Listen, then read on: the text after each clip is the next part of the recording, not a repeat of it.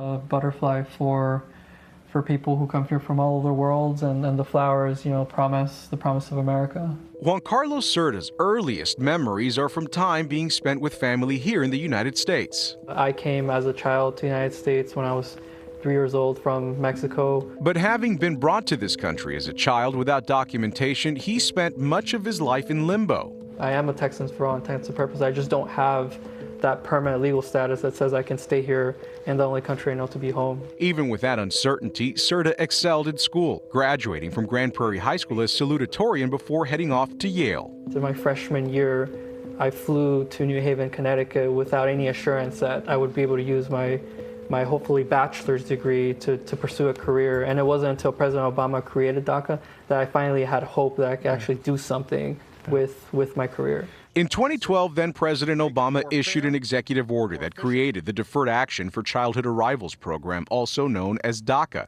The program protects individuals who were brought to this country without documentation as small children.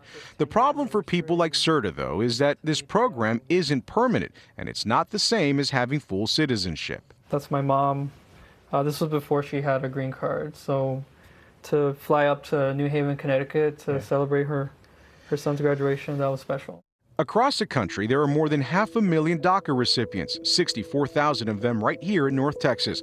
But as the November election approaches, immigration has become one of the most divisive issues in the country. When you look back at your experience, everything that you've had to do, all the uncertainty that you've had to live through, what's been the most heartbreaking thing about having to live essentially your entire childhood and early adult life under those circumstances? I think the toughest thing is just getting unwanted comments about trying to do it the right way, or how I don't deserve anything that I have.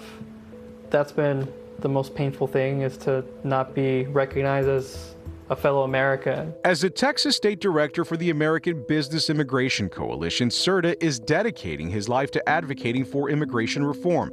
That's when we did a big summit in D.C. to urge President Biden to expand work permits, and lo and behold, he was able to expand it for spouse of U.S. citizens. Earlier this summer, on the 12th anniversary of DACA, the Biden administration announced a new executive order. It would create a process to consider case-by-case requests for citizenship for non-citizens who've been married to U.S. citizens living in the country for at least 10 years.